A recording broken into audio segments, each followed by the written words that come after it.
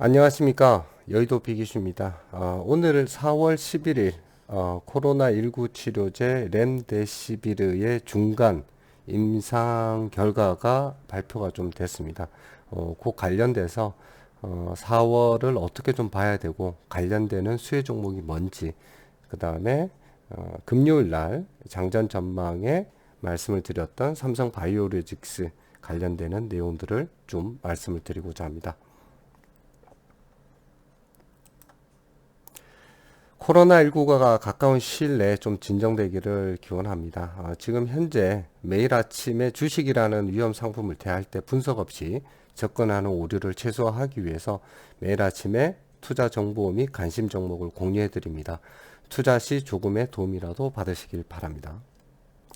자, 4월 10일 금요일 날 장전 전망에 넵튠 4월 9일 15% 급등을 했고, 급등 사유가 배그 모바일 3월 전 세계 매출 1, 2위였고 1위였고 2.3억 달러를 달성했기 때문에 지속적으로 이 이슈는 갈 수 있는 부분이다. 그래서 지분 부분에 대해서 강세 부분이 있을 겁니다 라고 말씀드렸습니다. 넵튠이 한 4% 정도 5% 정도 상승을 했고요.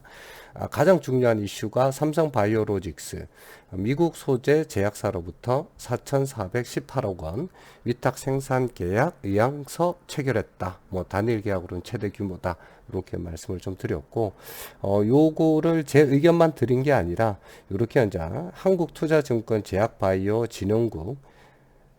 쪽에 의견을 같이 좀 공유를 해드렸습니다. 오늘이라는 게 이제 4월 10일이었죠. 장전입니다. 삼성 바이오로직스 공시에 대해서 코멘트 드리자면 의미가 큰 공시라는 의견입니다. 일단 단일 계약임에도 금액도 크고 새로운 회사로부터의 수주가 기대되기 때문입니다. 3공장 수주 규모에 따라 4분기 4공장 증설을 고려하고 있는 삼바 입장에서는 4공장 증설 수요에 대한 컨빅션을 줄 수 있어 긍정적입니다. 이렇게 말씀을 드렸고요. 또 하나는 코로나 영향에서 비교적 자유롭다. 이런 얘기 있고, 요거는 어느 업체냐 이런 얘기인데 아침에 공시 뜰 때 그 업체 내용이 없었습니다. 그래서 본 계약 공시는 후에 나왔고 그런 부분에 이제 내용들이 있었는데, 그 내용에서는 일단은 요렇게 올려드리면 아침에 시총이 제일 큰 놈이 요즘 잘 가죠. 셀트리온도 상한가 가는 그런 세상이기 때문에 그런 부분에서 눈치 빠른 분들은 삼성바이오 들어가 봐야겠구나 눈치를 좀 까실 겁니다. 자, 그래서 그날 20 몇 퍼센트 올라가다가 장 마감에는 이제 16.82%로 마감을 한 바 있습니다. 자, 그러한 부분에서 4월에 증시 방향성 변수를 계속적으로 말씀을 드리는데요. 첫 번째, 미국 유럽 확진자 수 정점 여부, 이 부분이 가장 중요하죠.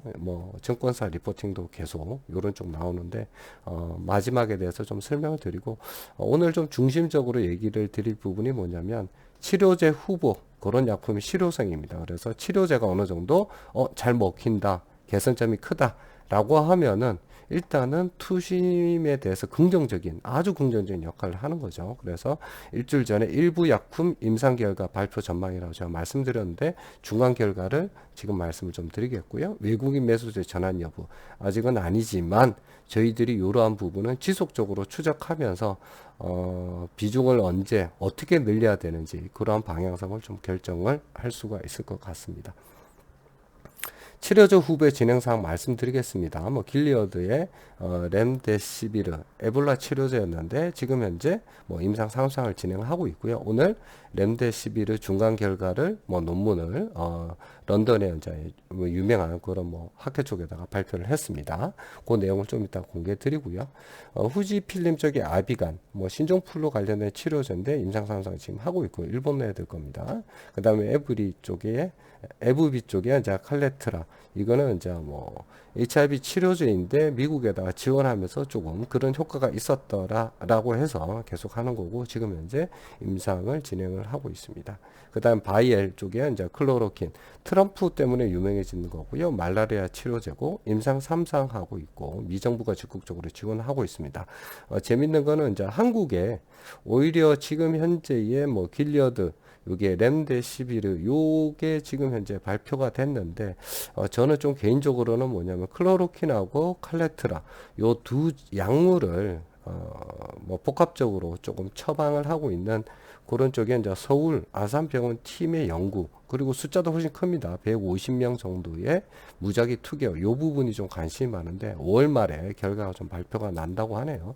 그래서 뭐 그때 되면 정점을 찍고 좀 내려오지 않겠나. 그리고 이러한 부분들이 좀 발표가 되면 더 안정적이지 않겠나라는 희망적 예측을 좀 해봅니다. 그리고 셀트리온이 뭐 7월에 임상 결과 들어간다라고 해서 이제 항체 치료제 쪽에 이슈가 좀 있어서 전번 주 급등했다가 뭐 그렇게 가고 있고 재밌는 거는 이제 삼성바이오가 이런 쪽에서 이제 위탁 생산을 하게 되는데 신규 업체 뭐 비어바이오 쪽하고 뭐 요 정도 금액으로 했다라는 거죠. 그래서 지속적으로 이런 물량을 계속적으로 받아낼 수 있느냐 이런 부분들이 지금 이제 핵심 내용들이 좀 될 것 같습니다. 그래서 렘데시빌이 중간 결과가 오늘 아침에 좀 떴길래 좀 관심 있게 좀 봤는데, 크롬으로 해서 제가 제공을 해드렸던 요 URL 들어가시면, 요건 유명한 학술지입니다. NEJM OR.점 요쪽으로 들어가시면 요 관련되는 내용들이 쭉 있는데,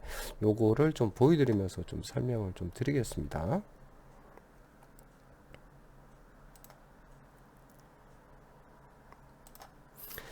크롬으로 들어가셔가지고 한국어로 치시면 요렇게 쭉 뭐 내용들이 나오는데 약간 좀 서투른 내용들이 좀 나옵니다. 그래서 이제 심한 코비드19 환자에 대한 한국어하고 좀 다릅니다. 렘데시비르인데 직역을 하니까 뭐 이렇게 좀 되는 거고, 렘데시비르 쪽에 있는데 주요 내용은 적어도 1회 용량의 렘데시비르를 받은 61명 환자 중 8명으로 데이터를 뭐 차지할 수 없고, 그래서 총 환자가 51명 정도입니다. 좀 환자가 그렇게 많지는 않고요.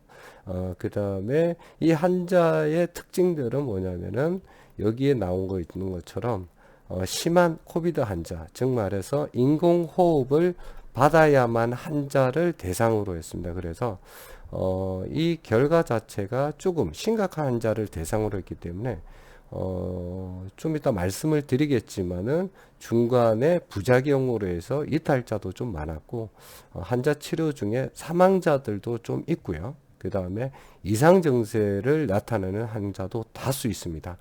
다만 결과는 그 환자 중에서도 그나마 개선을 한 환자들이 있다라는 게 고무적이라는 그런 부분이 있는데, 다만 이 약의 결과만으로 그러면 코로나19를 완전히 퇴치할 수 있느냐, 그거는 아니다라는 게 이 논문의 결과입니다. 그래서 쭉 환자에 대한 내용들이 쭉 있습니다. 그래서 환자 53명 중에 22명은 미국, 22명 중에 유럽, 캐나다가 있고 9명은 뭐 일본 정도고, 그 기간은 금년 1월부터 3월 중이었습니다 라는 내용입니다. 그래서 총 환자 중에서 25명, 한 반 정도가 퇴원을 했고, 이 부분은 고무적이죠.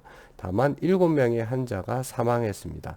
이건 좀 문제가 있다라는 얘기고, 문제가 있는 게 아니라 일단은 중증 환자를 대상으로 했기 때문에 이러한 결과가 나올 수도 있습니다. 그래서 요거는 개인적으로 보시고 좀 판단을 하시는 게 좀 바람직할 듯 합니다. 그래서 뭐 어떻게 했다 뭐 이런 내용들이 있고, 그런 부분에 있어서의 뭐 지금까지 연구 평가는 뭐 나름대로 나쁘지 않았다, 그리고 통계적 방법은 수행하지 않았다, 뭐 이런 내용들이 있습니다. 그래서 환자적의 특징들을 쭉 보면 뭐 인베시브 벤틸레이션 이렇게 해서 좀 의식이 없을 때 직접적으로 이렇게 호흡을 해야 되는 쪽과, 그 다음에 나는 인베시브 억시건 시포트를 해서 의식이 있는 환자가 산소호흡기를 꼈을 때에 뭐 이렇게 하는, 어떻게 보면은 중증인데도 더 심각한 분들과 안 심각한 부분들을 구별을 해냈고, 그러한 구분에 따른 치료의 효과들이 어떻는지를 쭉 나와 있습니다. 이 부분은 뭐 환자에 대한 기본적인 통계치니까요. 뭐 그렇게 해서 요 내용들은 여기 잘 나타나 있습니다. 그래서 쭉 보시면 되고, 결론적으로는 뭐 치료 중 임상이 좀 개선된 환자들이 있었다. 이라는 부분들이 좀 있습니다. 그래서 뭐 산소 지원 상태 부분이 있는데 요거는 뭐 잘 보셔도 모를 내용들인 거고, 그 다음에 뭐 안전적인 이상적인 이상 보호 부분이 있는데, 뭐 조금 안정성 부분에서는 좀 많이 좀 떨어진다고 좀 느꼈는데, 환자 60%가 이상 반응이고, 그 부분에서 부작용이 간용소, 설사, 발진, 뭐 신장 손상, 저혈압 증가 뭐 이런 부분들이 있습니다. 그리고 총 12명 23%가 심각한 이상 반응 이런 부분이 있어서 아직은 약으로 쓰기에는 문제가 있다라는 부분들이 조금 내용들이 있습니다. 뭐 토론 부분에 대한 것들은 여러 가지 내용들이 쭉 있습니다. 그래서 이런 것들은 뭐 참고를 해서 좀 보시면 좀 될 것 같습니다. 그래서 이 부분에 대한 결과는 결국은 평가 부분을 제가 내리는 것도 중요한데, 오늘 아침에 뭐 한투증권의 제약바이오 진흥국연구원 쪽에서 결과를 좀 낸 게 있습니다. 고무적이나 코로나를 종식시킬 정도의 효능은 아니다 라는 겁니다. 그래서 일단은 그런 치료제가 좀 더 필요하고, 그러한 부분에 있어서 우리가 좀 더 봐야 되는 것들은 미국이나 유럽의 환자들이나 사망자 수가 조금 많이 감소되는 그런 정점에 이르는 부분을 좀 더 주시를 해야 된다 라는 측면이 있는 거죠. 그 사유 부분은 제가 말씀드린 것처럼 인원이 좀 제한적이고, 짧은 추적 시간, 그 다음 데이터 누락 부분도 있었고, 부작용도 좀 많았었고, 뭐 그런 부분이 좀 있었다라는 부분이 좀 있습니다.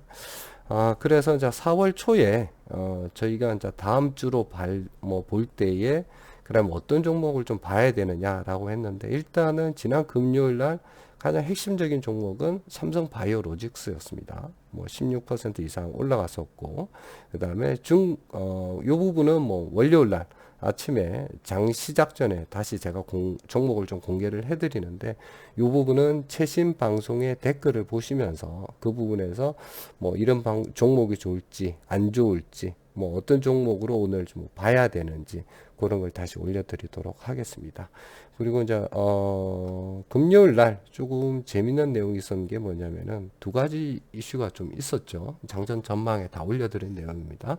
하나는 월트 디즈니 쪽에 뭐 가입자, 뭐 넷플릭스와 같은 그런 쪽에 방송을 하는 가입자가 2개월 만에 2배가 증가되었다. 그래서 제가 관련돼서 뭐 스튜디오 드래곤하고 제이 콘텐츠리가 좀 주가 상승 여지가 있습니다 라고 말씀드렸고, 거기에 더 추가로 장중에 나왔던 내용이 중국 동영상 공유 서비스인 요쿠 쪽에서 이제 한국 드라마 카테고리를 복원시켰다라는 부분이 있어서 두 가지 쪽이 올라갔습니다. 하나가 뭐냐면은 화장품 관련주, 중국 관계 개선주, 뭐 이런 쪽이 좀 많이 올라갔고요.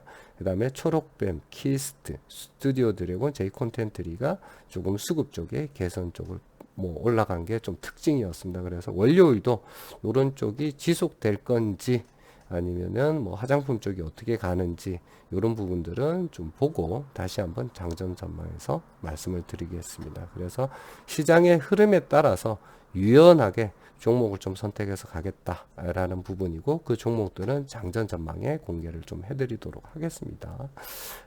그리고 마지막으로 이제 증권사 리뷰 부분이 있습니다. 산업 전망, 코로나19 정점 여부, 뭐 반도체, 핸드폰, 뭐 유가, 뭐 이런 부분들이 좀 내용들이 올라와 있는 게 있는데, 이 부분에 대해서는 한경 컨센서스에 들어가면 쭉 나와 있습니다. 그 중에 이제 대표적인 것들만 제가 좀 추려서 좀 말씀을 좀 드리도록 하겠습니다. 그래서 지금 가장 관심이 가는 부분들이 뭐냐면은 코로나19 정점이 언제일까, 뭐 이런 부분인데, 지난 금요일 날 나왔던 내용인 거고, IBK 투자 증권 쪽에서 나온 얘기입니다. 그래서 쭉 내용은 뭐냐면은 코로나가 19 이제 중국에서 정점을 도달한 이후에도 증시는 좀 지지부진했다, 뭐 이런 내용인 거고요. 그런 부분에 각종 지표들이 올라왔습니다. 뭐 어떻게 되고 뭐 이런 내용들인데, 이건 좀 보시면 되는 거고, 여기서 저희가 조금 뭐 느낄 수 있는 거는 미국이나 유럽의 정점을 찍고 난 다음은 어떻게 될 거냐라는 부분의 힌트를 좀 얻을 수 있는 거죠. 그래서 그런 부분을 좀 보시면 좀 좋을 것 같고, 두 번째는 지금 이제 대형주 쪽 관련돼 가지고 여러 가지 뭐 디램 쪽 관련되는 뭐 가격이나 아니면은 뭐 패널이나 아니면 반도체 지수나 뭐 코발트 가격, 뭐 원자재 가격들이 쭉 해서 앞으로 어떻게 될 거야. 특히 이제 반도체, LG전자, 뭐 삼성전자, 뭐 SK하이닉스 뭐 이런 쪽에 이제 시총 큰 종목들 그런 쪽에 관련된 내용들인데 다 보면은 컨센서스가 추이가 조금 그렇게 좋지는 않다라는 것들은 쭉 보시면 됩니다. 뭐 디스플레이 쪽은 더 많이 떨어지는 거고 전자도 많이 떨어지는 거고 전기도 떨어지고 다만 재밌는 거는 다 떨어지는데 LG 이노텍은 조금 컨센서스가 좀 상향되는 부분이 있습니다. 이 부분은 좀 관심을 보시고 그래서 LG 이노텍은 뭐냐면은 미국 쪽의 증시 쪽에서 뭐 애플이 한 4나 5% 올라간다라고 하면 그날 시초가 들어가서도 한 3, 4%좀 먹을 수 있는 그런 게 있습니다. 그래서 이런 부분에 있는 거고 LG 이노텍이 좋다 하더라도 뒤에 핸드폰 관련돼서 또 말씀을 드리지만 1, 4분기는 지금 현재 2, 4분기의 물량을 미리 땡겨서 받아서 좋습니다 라는 게 있고 2, 4분기는 3, 4분기는 아주 좋지 않은 보수적 포지션이 났습니다 라는 평가들이 좀 있습니다. 뭐 그런 부분이 있기 때문에 이걸 좀 보시면 되고 5G 관련돼서는 뭐 트래픽 폭증 무조건 좋다 입니다. 다만 전체적인 큰 흐름이 어떻게 되느냐, 뭐 다음 주 주가가 어떻게 되느냐 이런 부분에 있어서 사실은 영향이 있는 거지 전망 자체는 사실은 뭐 어느 영역보다 훨씬 좋다라는 거고 하나금토에서는 KMW와 다산 네트워크 이런 부분을 집중 매수를 추천을 하고 있습니다. 보시면 되고 그 외에 이제 핸드폰 관련되는 부분 LG노텍 관련돼서 얘인데 뭐 결국은 코로나19 영향 때문에 뭐 애플 공급사 쪽으로부터 주문도 감소가 시작이 됐고 그 다음에 소비자들의 구매 행태도 보수적으로 취하고 그 다음에 LG이노텍 1Q는 괜찮으나 2Q 이후부터는 좀 보수적으로 볼 필요가 있습니다. 이런 내용들이 있습니다. 그 밑에 여러 가지 뭐 내용들인데 이거는 참고를 하시면 될 것 같고 유가에 관심이 많으신 분들이 있는데 오펙 회의 결과 결국은 뭐 기대에 미치지는 못했습니다. 원래는 2천만 배럴이었는데 지금 1천만 배럴 정도로 생산량 감축을 좀 결정할 것 같다라는 거고 멕시코가 아직 동의를 안 했기 때문에 멕시코가 동의할 경우에 상기 물량이 감축을 좀 들어가겠다라는 겁니다. 그리고 이런 부분이 실제로 지금 현재 좀 뭐 감축의 양을 얘기하는 것보다는 수요가 그만큼 급감이 되기 때문에 그런 부분에 있어서 생산량 감축이 뭐 1,000만 배럴이다. 이런 부분은 사실 그렇게 와닿지 않는 수치다라는 게 지금 약간 뭐 좀 그렇습니다. 그래서 유가가 좀 갑자기 급등을 했다가 또 떨어졌죠. 그래서 이런 부분은 뭐 지금 회의 끝나고 난 다음에 다시 24.9달러로 9% 23달러로 이제 9% 하락을 마감했던 게 그러한 영향 때문이다. 라는 거죠. 그래서 결국은 코로나19가 회복되고 정상적으로 거래가 되는 그런 시점에서는 원유 수요 감소 분만큼 지금 현재 생산력 감축이 따르지 않기 때문에 그런 부분에서는 조금 더 약세를 보일 뭐 그런 부분이 있다. 다만 뭐 국제 유가는 3월부터 시작한 변동성을 떠나서 조금 변동성은 축소되고 안정적인 시장을 보일 것이다 라는 어떤 전망들이 쭉 있습니다. 이거는 좀 참고를 하시면 될 것 같습니다. 그래서 뭐 차주는 뭐 어떻게 된다 안 된다 이런 영향보다는 우리가 점검해야 될 거 다시 점검하고 그 다음에 향후 뭐 월요일날 화요일날은 시장의 방향성에 따라서 유연하게 움직이겠다라는 게 현재 결론입니다. 아무튼 주말에 좀 뭐 푹 쉬시고요. 도움이 되셨으면 좋아요 구독 부탁드리겠습니다. 자, 주말 잘 보내시고 행복하시기 바랍니다. 감사합니다.